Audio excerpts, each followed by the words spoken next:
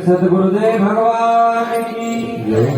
बाबा सूत जी सोनत आदि ऋषि मुनियों के समीप तीर्थराज प्रयाग त्रिवेणी के घाट ये कथा कहते हैं, हे सनत कुमारों, संतों की सभा में सनकादिक ऋषि ये कथा सुना जो मैं सुना रहा हूँ। कहते हैं जलेंद्र को इतना अभिमान हुआ कि अभिमान में वो मां भवानी पार्वती के पास कैलाश पर्वत चलेगा।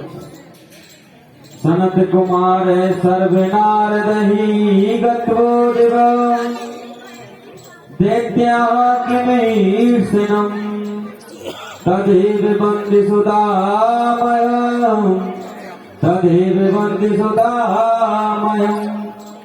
तत्र मात्र गते दैत्या नारदे दिविदेत्रया तत्र सर्वाभिरं गंगा पीडितम् तथो जलेन्द्र दैत्या कालानदी पृष्ठवै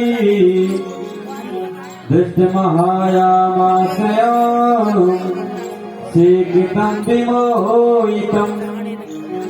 कहते हैं वो दैत्य जलेन्द्र अपनी पत्नी की शक्ति उनके अंदर आती।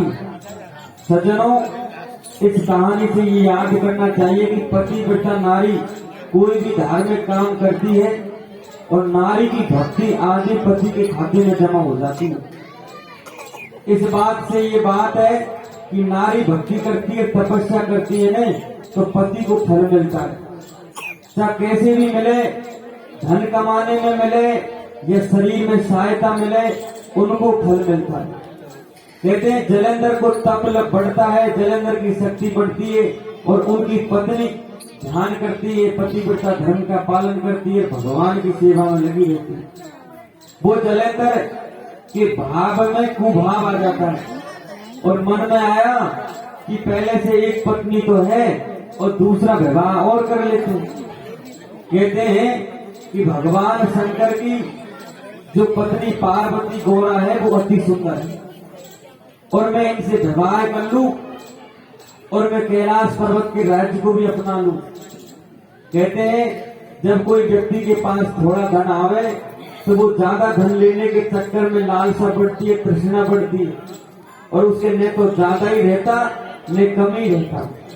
कहते स्वर्ग तक रहता तो ठीक था, लेकिन जैसे ही कैलाश पर्वत की ओर नजर गलत गई, अब यहाँ पर जलेंद्र का सर्वनाश होता है। सज्जन, सनत कुमार सर्व कथा में श्रावितम महाप्रभु, इदानी बहु सुकृतमा कृपा मोहि, राहु मुक्ता पुत्र पुरुष महामुने। कहते हैं कि माँ भवानी को छलने के लिए छुपके से वो जलेंद्र जाता है और छुपके से उन भवानी के समीप जाता है कि मैं विवाह करना चाहता हूँ। अब सज्जनों, जैसे ही भवानी के बाणों में ये बात गई तो क्रोध में भर गई और लाल लाल आंखों से ज्वाला निकलने लगी। महाराज धूम दमा के जलेंद्र वहां से भागा और सीधा अपने घर में आ गया। ये तो मुझे जलाकर भस्म कर देती। अब सज्जनों, जैसे ही ये बात शंकर भगवान को पता चलती है नारद जी के माध्यम से, तो शंकर भगवान कहते हैं अब जलेंद्र का मरण पक्का है, क्योंकि आगे से गलती उसने कर दी और आगे से छेड़खानी कर दी। अब जलेंद्र की मृत्यु पक्की। इतने दिन वो बच रहा था अपनी पत्नी के भाग्य से। कहते सज्जनों, शंकर भगवान ने अपने रुद्रगण भेजे, वीरभद्र भैरवनाथ को भेजे, तो जलेंद्र ने उन वीरभद्र को भी पछाड़ दिया। युद्ध करने साक्षात शंकर भगवान आए और शंकर भगवान जलेंद्र से युद्ध करते हैं। जलेंद्र और शंकर भगवान में युद्ध होता है सज्जनों, और युद्ध भी घनघोर होता है।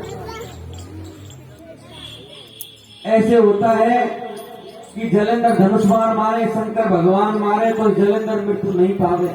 जब पता लगा कि ये जलेंद्र मरे क्यों ना, कोई तो कारण तो होगा ना।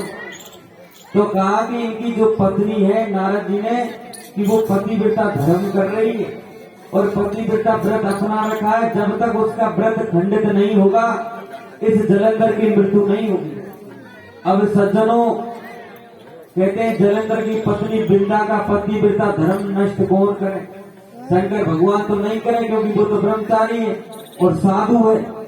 तो महाराज, कोई ढोंगी आदमी होता है तो उसको छलने के लिए ढोंगी जाए जब ही बात बढ़े। अगर सतवादी चले जाए तो ढोंगी बात ऊपर हावी हो जाएगा। कहते हैं कि अब ये छलने की बात जब आई तो छलिया कहते हैं विष्णु भगवान को, और स्त्रियों के संग ये विष्णु भगवान की कुछ ज्यादा ही बात बढ़े। तो कहते हैं उन्हें छलिया रूप बदलकर उन बिंदा का साथ कैसा छल करते हैं। बाबा सूरज जी कहते हैं, और वैसे तो महाराज जलेंद्र है वो विष्णु भगवान की पत्नी लक्ष्मी के पति, तो रिश्ते भी हैं आपस में। तो कहते हैं विष्णु भगवान जाते हैं, इधर जलेंद्र भगवान शंकर से युद्ध कर रहे हैं और इधर शंकर भगवान जलेंद्र से कर रहे हैं। तो शंकर भगवान के कहने पर विष्णु भगवान जलेंद्र का रूप बनाकर, सेम रूप बनाकर बिंदा के पास चले जाते हैं। अब बेचारी भोरी बिंदा जान नहीं पाई ये मेरे पति हैं या कोई और है। माता बहन ज्यादातर भोरी हो गई, प्रेम से कोई थोड़ा ही बोल जावे, दादी आंटी जी कह के तो महाराज खुश हो जाती। इसी तरह कहते हैं कि जलेंद्र गए और उन्होंने रूप, विष्णु भगवान ने जलेंद्र का रूप बनाया, प्रेम रूपी मीठी बातें करी।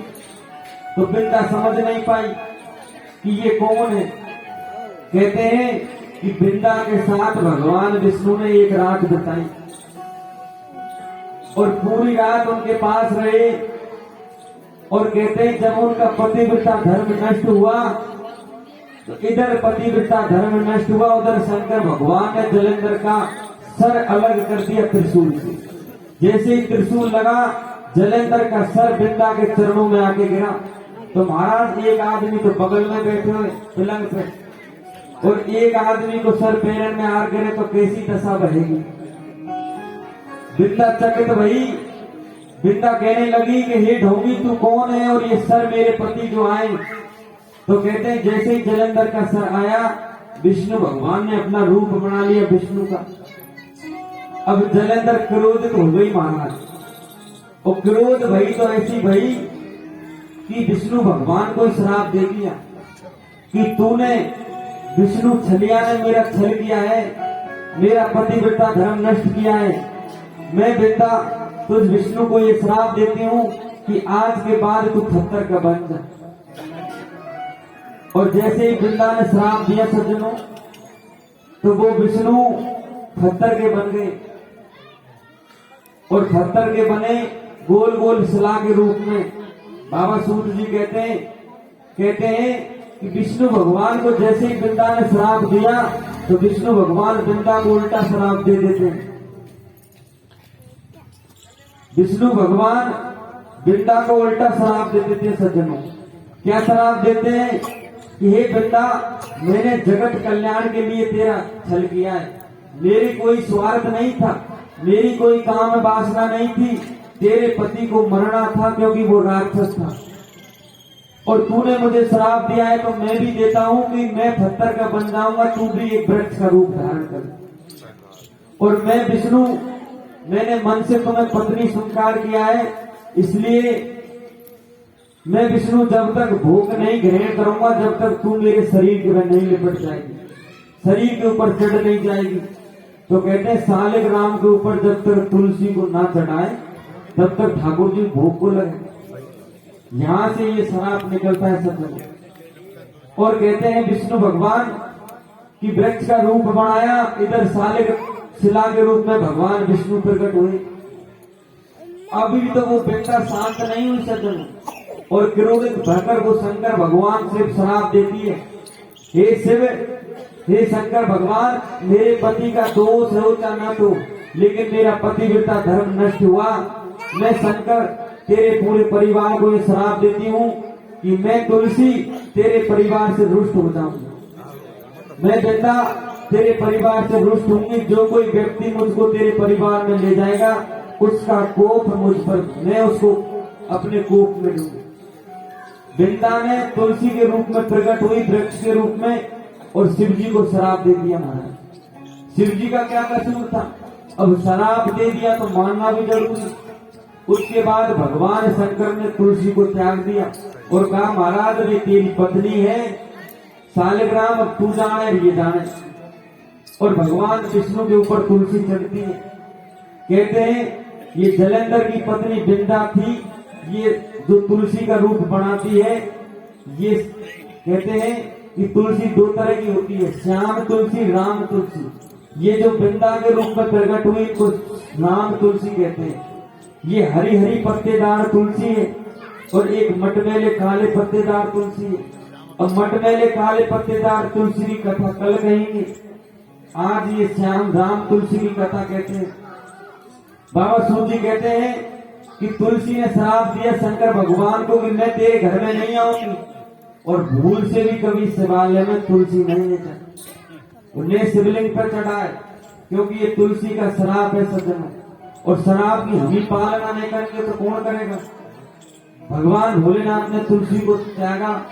बाबा सूत जी कहते हैं अब सूर्य भगवान और थे, क्योंकि सूर्य भगवान की तो सब पे नजर है। तो वृंदा कहते हैं सूर्य, तुझे पता था कि ये विष्णु मेरा छल करने आ रहा है, तू भी तेरी ये मोटी मोटी आंखों से मेरे को देख रहा था, मेरा छल होता रहा और तेरी आंखों से मुझको देख रहा था। हे सूर्य, मैं तुझको भी श्राप देती हूँ कि मैं भी तेरे परिवार में नहीं जाऊंगी और तेरे बाहर के दिन मेरे को स्पर्श ना करे। तो रवि कहते हैं सूर्य को, तो रविवार के दिन तुलसी के हाथ नहीं लगाया जाता और नई तुलसी तोड़ी जाती। इस तरह सूर्य भगवान को भी तुलसी ने श्राप दिया और रविवार के दिन तुलसी को न तो जल चढ़ाए, न पूजन करे, न तुलसी तोड़े। शनिवार को तोड़ को रख लो और सालिग्राम ठाकुर जी को चढ़ानी होने तो उस रात को टूटी हुई तुलसी को चढ़ाए। शिव जी के शिवालय में तुलसी को ना ले जाए, क्योंकि भगवान शंकर रुष्ट हुए और तुलसी रुष्ट हुई है। शिव जी के शिवालय में भील पत्र ले जाए, शिव जी के नैवेद्य में भील पत्र ले जाए। ये सारी कथा बाबा सूत जी सोनक आदि ऋषि मुनियों के समीप कहते हैं। त्रिवेणी के घाट ये कथा कहते हैं, झरझर गंगा बह रही है, तीर्थराज प्रयाग में ये कथा हो रही है। कल का प्रसंग कहते हैं श्याम तुलसी का प्रसंग आएगा और कहते हैं किस तरह भगवान शंकर ने 11 अवतार लिए, जिनमें 11वां रुद्रावतार हनुमान जी महाराज का है। एक एक अवतार की कथा हम कहते जाएंगे। उसके बाद कथा 12 ज्योतिर्लिंगों की आएगी, 12 ज्योतिर्लिंगों की कथा आएगी और 11 उप ज्योतिर्लिंगों की कथा आएगी। तो महाराज कथा अभी काफी है, समय है कम। बाबा सूत जी ये कथा सुनाते हुए आज की कथा में यहाँ विश्राम देते हैं। और कथा का मतलब ही सज्जनों ये है कि जीवन की व्यथा बदल जाए, हरि नाम में लगन लग जाए, भगवान के नाम में लगन लग जाए, यही कथा। जाने बिन न होए प्रतीति और बिन प्रतीति होए नहीं प्रीति। हम जब तक कोई व्यक्ति को नहीं जानेंगे तब तक हमको प्रेम नहीं होगा। हम उसको जानेंगे पहचानेंगे तभी तो प्रेम होगा। तो कहते हैं भगवान को पहले जानो, फिर पहचानो और फिर प्रेम करो और फिर भक्ति आगे बढ़ेगी। बाबा सूत जी ये कथा सुनाते हुए और कहते हैं भगवान को पुकारो, दोनों हाथ ऊपर कर हमेशा भगवान को याद करते रहो। हे नाथ, हे मेरे नाथ, मैं आपको भूलूं नहीं। भक्ति का मतलब सज्जनों तेलबद्ध धारा। भक्ति कहते हैं उसके हैं प्रेम कैसे ही उसको है, जैसे हम किसी पात्र से तेल को नीचे ढोते तो तेल की धारा एक जैसी लग जाती है, पानी की धारा एक जैसी नहीं होती, लेकिन तेल एक सीध में आता है। भक्ति की पहचान यही है कि हमारे अंदर जैसे तेलबद्ध धारा के समान हमारे अंदर भगवान का नाम निकलेगा ने, तब ये जानना कि हमको भक्ति मिली। अभी खोखले भगत है, जिज्ञासु भक्त बने और ज्ञानी बने और निरंतर श्वास श्वास में भगवान को पुकारे। बाबा सूत जी कथा कहते हुए तो आप सब लोग हृदय से भगवान को पुकारें।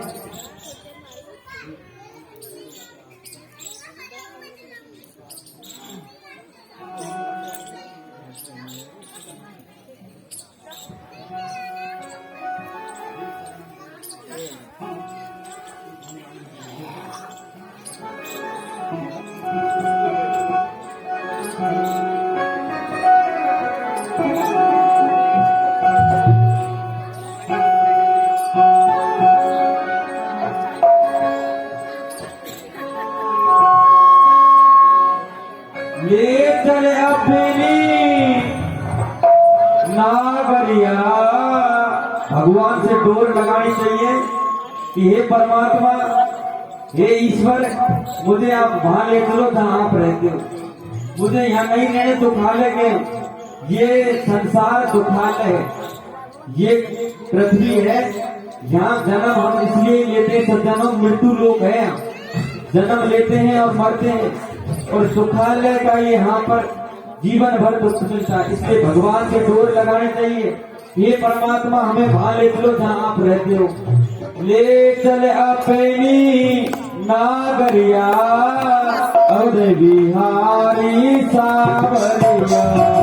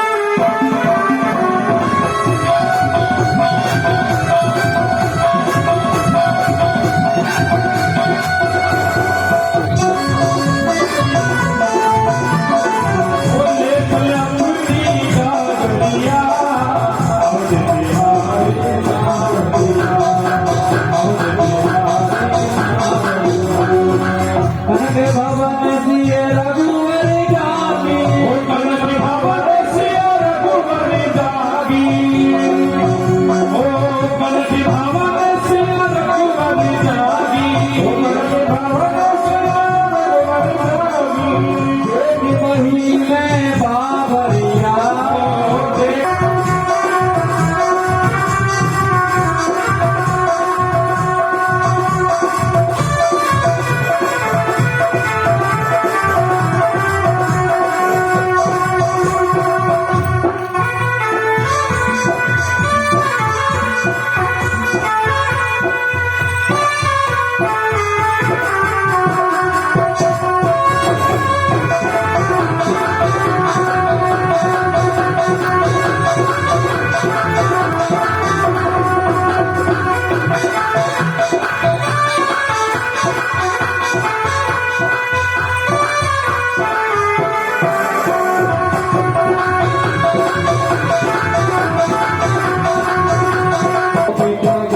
जी को पानी लागे, ओ मन मीठो मीठो सरयू जी को पानी लागे,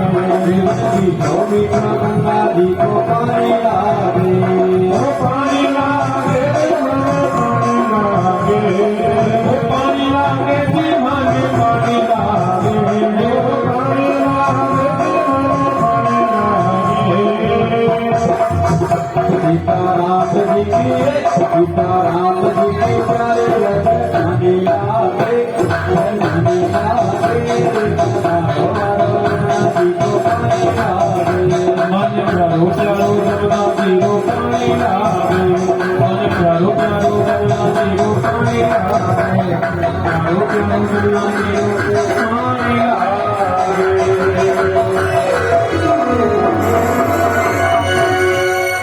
बोले शंकर भगवान की, पार्वती पति हर हर महादेव शंभो।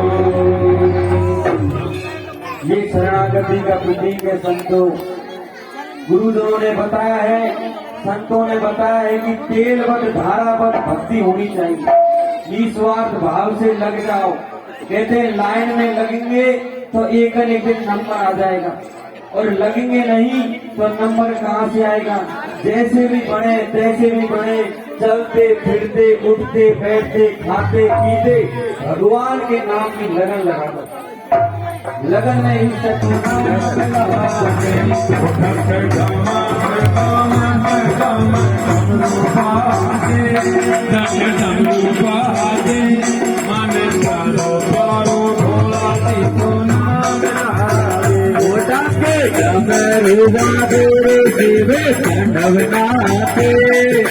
तांडव नाते